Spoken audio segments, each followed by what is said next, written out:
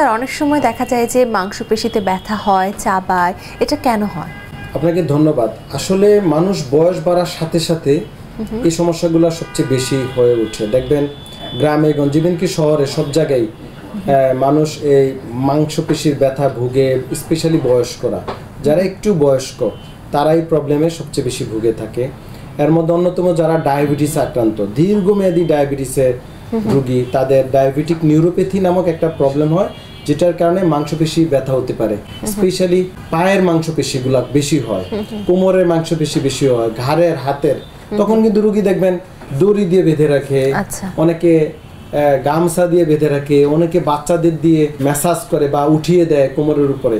এটা আসলে আমরা না করি ডাক্তাররা, যে এই কাজটা করা উচিত না, এতে কি হয়, ইনজুরি হয়। কিন্তু আমরা কেন হয় যদি এটা আইডেন্টিফাই করতে পারি তাহলে আমাদের চিকিৎসা সহজ হয়ে যায়।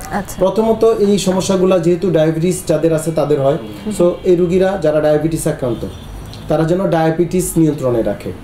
ডায়াবেটিসটা হচ্ছে সকল রোগের মা, এবং যত ব্যথা বেদনা তৈরি হয় বডিতে, যত আমাদের সিস্টেম আছে, ধরেন মাস্কুলোস্কেলেটাল সিস্টেম, হাড় ও জোড়া বা অন্যান্য ইভেন কি নিউরোলজিক্যাল বিভিন্ন রোগগুলাই কিন্তু এই ডায়াবেটিসের কারণে বেড়ে যায়।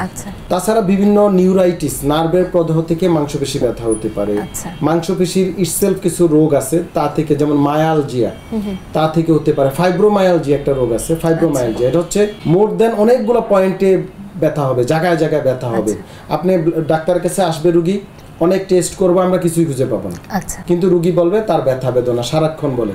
এবং এটার সাথে কিছুটা মানসিক সমস্যা জড়িত, বা এনজাইটি, হতাশা, বিষাদ, লাইফস্টাইল এটার সাথে জড়িত। রোগী হাঁটা চলাফেরা যখন করে, ঘুরতে গেল, মুভমেন্ট করতেছে, তার ব্যথা নাই, কিছু নেই। যখনই সে কাজে আসলো, বসলো, রেস্টে থাকলো বা রাতে ঘুমালো, তখনই তার ব্যথা বেদনা শুরু হয়ে গেল। তো এটার সাথে কিন্তু আপনার একটা লাইফস্টাইল এবং এনজাইটি জড়িত।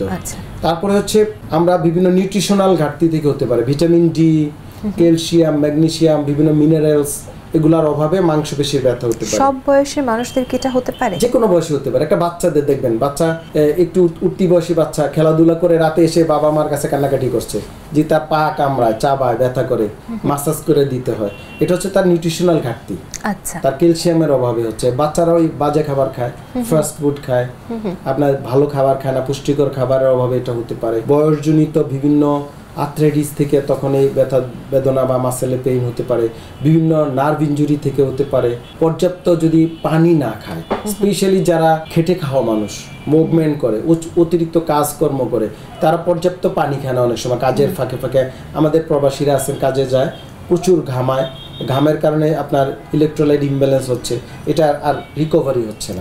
তখন কিন্তু এই মাসেলগুলা পেইন হতে পারে, টেনে ধরতে পারে, টাইট হয়ে যেতে পারে, এবং অনেক সময় পুল হয়, এবং দেখা যাবে যে রোগী পুলে রাতের বেলা সে ঘুমাতেই পারছে না। এগুলো হচ্ছে মাংসপেশির মোস্ট অফ দা, আমি একটা মুদ্রা কথা আপনাকে বললাম। আরো বিভিন্ন কারণে মাসেল পেইন হতে পারে। এই রোগের দীর্ঘমেয়াদী চিকিৎসা কি? মাসেল পেইনের ক্ষেত্রে আমাদের যেটা করণীয় হচ্ছে, মোস্ট অফ দা রোগী আমরা বিভিন্ন থেরাপি দিয়ে থাকি। থেরাপিগুলা রুগী টু রুগী ভেরি করে। কারো ক্ষেত্রে আমরা বিভিন্ন স্ট্রেসিং দিই, কারো ক্ষেত্রে বিভিন্ন ইলেকট্রোথেরাপি দিয়ে থাকি। ডায়াবেটিস, এটাকে কন্ট্রোলে রাখা, পর্যাপ্ত পানি খাওয়া। ধরুন কারো যদি কোনো পানি রেস্ট্রিকশন না থাকে, অনেক সময় কিছু কিডনি ডিজিজ রুগীদেরকে ডাক্তাররা আমরা না করি যে আপনি বেশি পানি খাবেন না, বাট একটা সুস্থ মানুষকে, একটা মহিলা 2.5 থেকে 3 লিটার এবং পুরুষ একটু বেশি 3.5 লিটার পর্যন্ত 24 ঘন্টা পানি খেতে হবে, এবং এটা বারবার খেয়ে যেতে হবে। এটা অনেকের নাই। এরপরে আমাদের রিক্রিয়েশন নাই, আমাদের রিল্যাক্সেশন নাই। রিল্যাক্সেশন বলতে হচ্ছে, ধরেন আপনি সারাদিনই স্ট্রেসে রাখছেন কাজের মধ্যে বডিকে, আপনাকে ঘুমান না, তো ঘুমটা প্রয়োজন। ওষুধ দিয়ে এটা ঠিক করা যাবে না, লাইফস্টাইলটাই ঠিক করতে হবে। ঔষধ আমরা প্রয়োজনে বিভিন্ন সাপ্লিমেন্ট দিয়ে থাকি, বিভিন্ন থেরাপি দিই, ভালো হয়ে যায়। কিন্তু এটা হচ্ছে আমরা যে এর আগে যে কারণগুলো বললাম আপনাকে, এই যে দীর্ঘ সময় ধরে যে কি কি কারণে হয়, এই কারণগুলো রোগীকে কিন্তু মিনিমাইজ করতে হবে, ঠিকমতো ঘুমাতে হবে, রিক্রিয়েশনাল অ্যাক্টিভিটিস করতে হবে, চলাফেরা করতে হবে, হ্যাঁ, এবং মানসিক প্রশান্তি খুবই জরুরি মাসেল পেইনের ক্ষেত্রে।